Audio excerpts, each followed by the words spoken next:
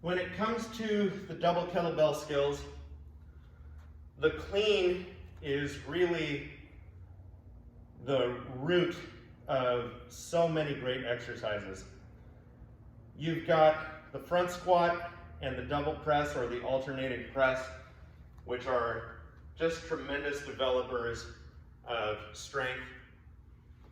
You've got, once you've been taught, access to the push press and the double kettlebell jerk.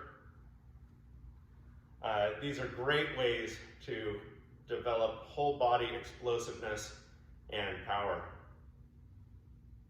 When we're getting ready for a one-arm swing,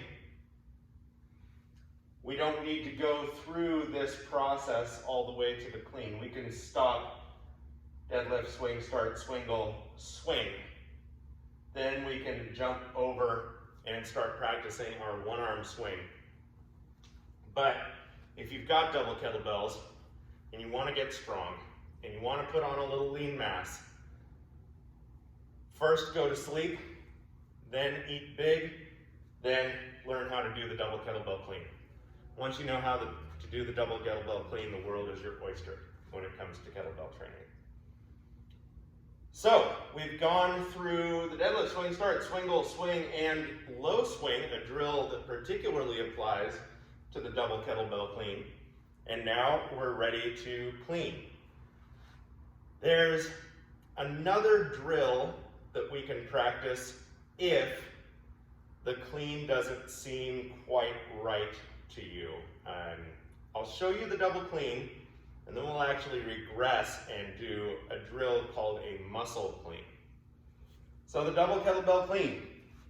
I know my stance because it's the same as the swing. I know my stance width because it's the same as the double kettlebell deadlift.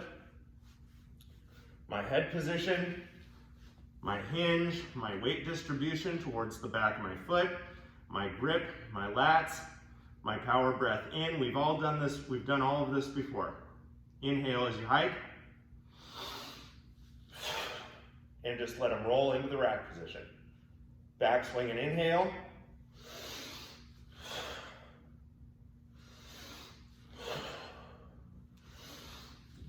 And make sure you're getting a pause at the top to really know that you're there. And to think about what's going to happen next.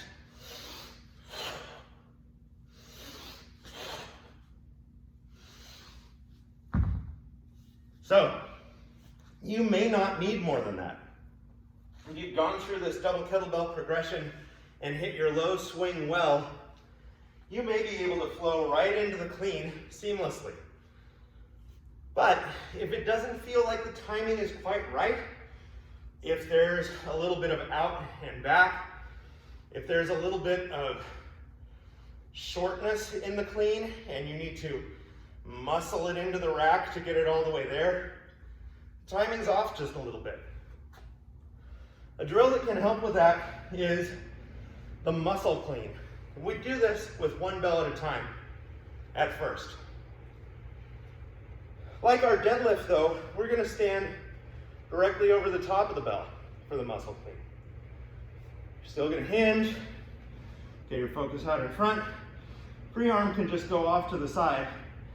Now I'm going to think about this bell as a backpack. And I'm just going to stand up and put my backpack on. Drop back down to the floor,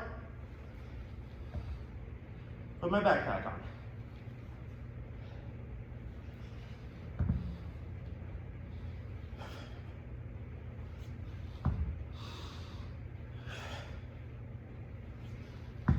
And maybe try it with two.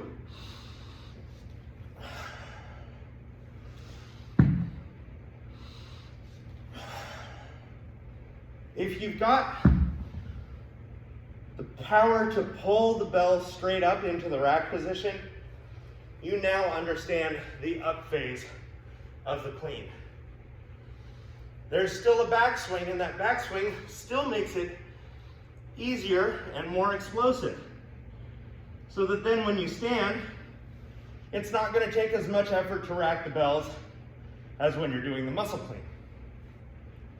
But now you understand that vertical pull, keeping the bell close to the body as it comes up into the rack. And without focusing on it, you now understand the action at the elbow when you're cleaning bells. It's almost like you're in an old West gunfight and you're going for your 6-shooters, which I realize makes me sound like a complete nerd, but that's appropriate because I am. As soon as I start to stand,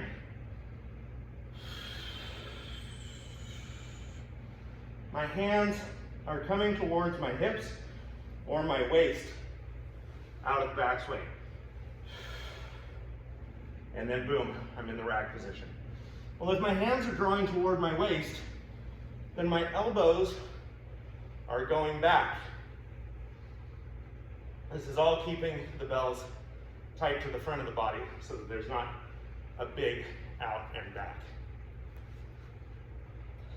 As much instruction as I can give you on the double kettlebell clean, and it's going to tighten up as you go through and rewatch this, there's nothing like reps for the clean. Arguably the most complicated skill that we teach. But remember, if you want a front squat, if you want to press, your clean has to be sharp enough to get it into a strong rack position.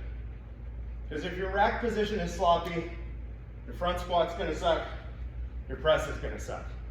And I don't mean you won't be able to do heavy weight, although you won't. I mean, it's going to hurt. You're not going to feel good performing a front squat after a crappy clean. You're not going to feel good performing a press after a crappy clean. It's worth taking the time and practicing the clean to get there. And remember, you can regress to the muscle clean if you need to. When you're practicing double kettlebell skills, keep the sets short. So sets of 2 to 5 are plenty for double kettlebell skills, with appropriate rest in between so that not only have you recovered your breath, but the muscular tension is out of your body and your nervous system is calm once more.